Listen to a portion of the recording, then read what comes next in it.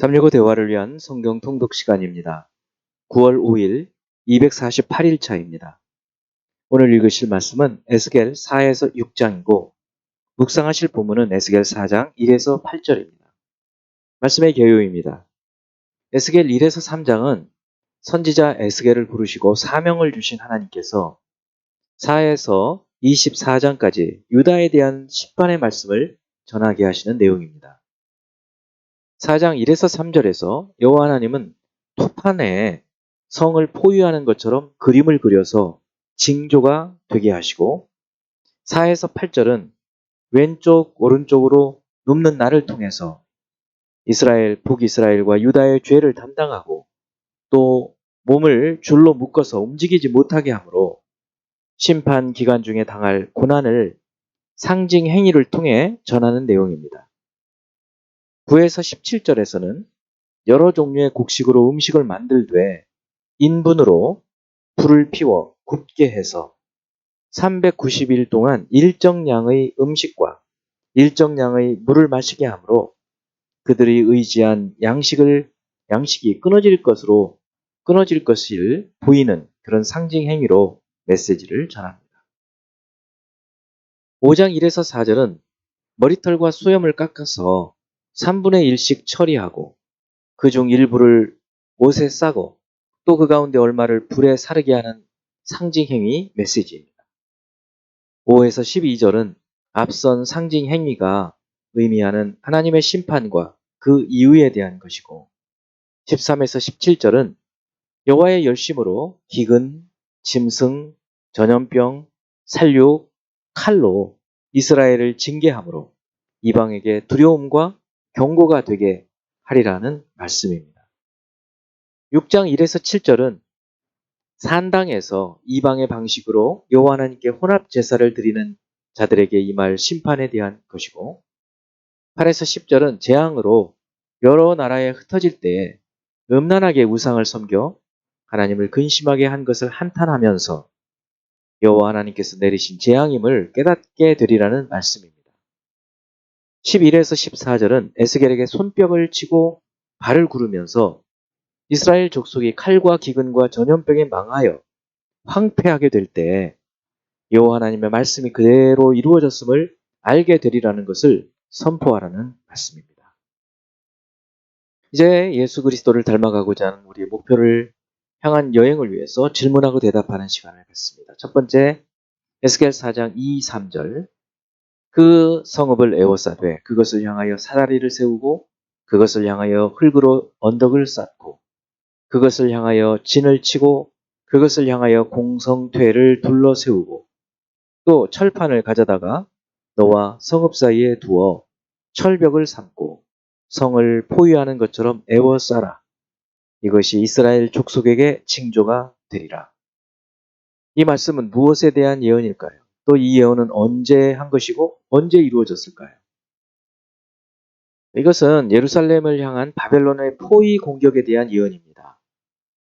그리고 593년, 주전 593년 행한 예언이고 5년 후인 588년에 이와 같은 모습으로 성이 둘러싸이고 포위된 지 2년 후 586년에 성이 함락됩니다.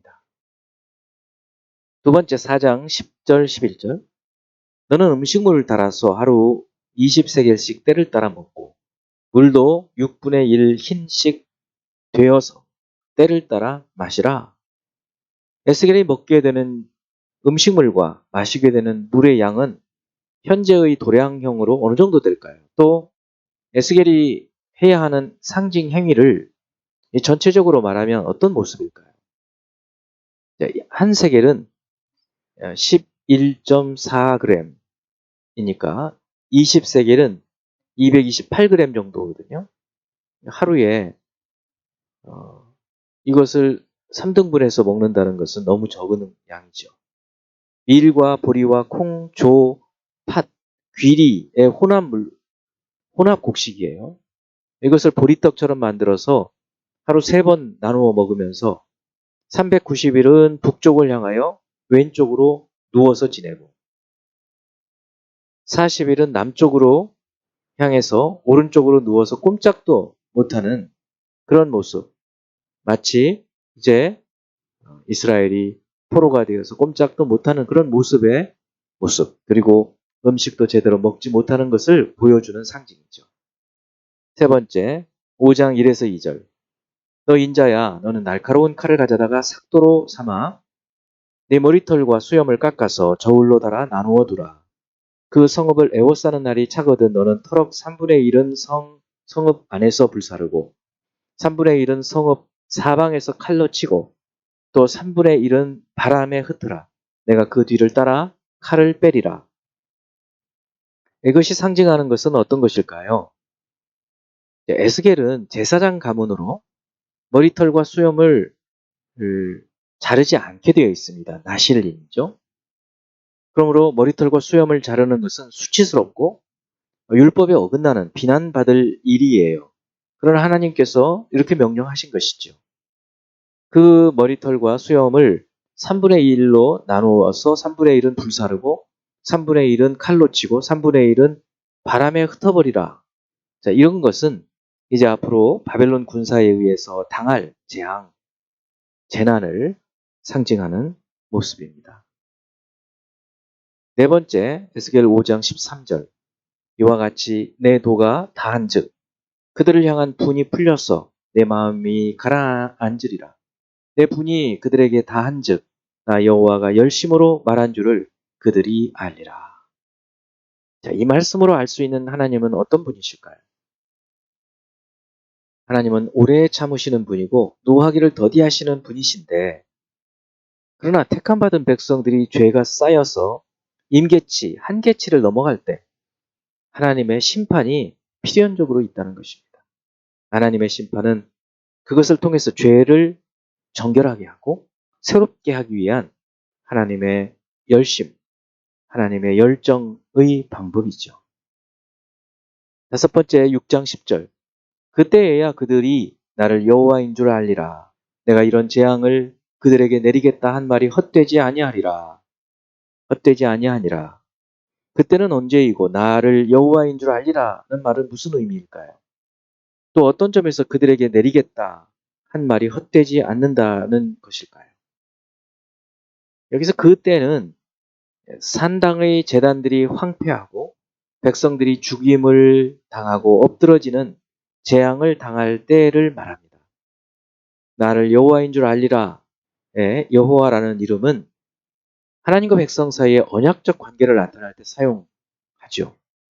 그래서 백성들이 하나님과의 관계를 바로 깨닫게 되어 섬기게 될 것을 말하는 것입니다. 그들에게 내리겠다 한 말이 헛되지 않는다는 말은 경고의 예언이 반드시 실현된다는 것이고요. 이처럼 하나님께서 심판을 통해 징계하시는 목적은 그의 백성들이 여호와 하나님을 알게 되기 위해서 알도록 하기 위함입니다. 그때야 그들이 나를 여호와인 줄 알리라. 내가 이런 재앙을 그들에게 내리겠다 한 말이 헛되지 아니하니라. 자, 이제 한 구절의 말씀을 묵상하며 교훈으로 삼고 기도하는 시간을 갖습니다. 에스겔 6장 10절 말씀. 그때에야 그들이 나를 여호와인 줄 알리라. 내가 이런 재앙을 그들에게 내리겠다 한 말이 헛되지 아니하니라. 참으로 어리석은 사람들은 재앙이 임하고 나서야 깨닫는 것입니다. 우리는 이 성경 말씀을 통해서 교훈으로 삼아 하나님 말씀은 결코 헛되지 않구나. 하나님 말씀하시고 이루시는 분이구나라는 것을 깨닫고 말씀을 따라서 말씀에 의지하여 말씀의 인도하심을 받아 살아가는 그래서 재앙이 없이 징계를 받지 않고 복된 가운데 살아가야 할 줄로 믿습니다. 기도하겠습니다. 사랑하는 하나님 아버지, 주님께서는 신실하신 분으로 말씀하시고는 그 말씀을 반드시 이루시는 분임을 깨닫고 알고 또 그것을 경험하게 하심을 감사합니다. 이제 저희들은 주님께서 주시는 이 말씀에 귀를 기울이고 또 말씀대로 이루시는 분임을 반드시 믿고 그러므로 말씀을 따라 살아갈 수 있는 말씀의 인도하심을 따라 사는 저희들이 되게 하여 주옵소서. 예수 그리스도 이름으로 기도합니다. 아멘.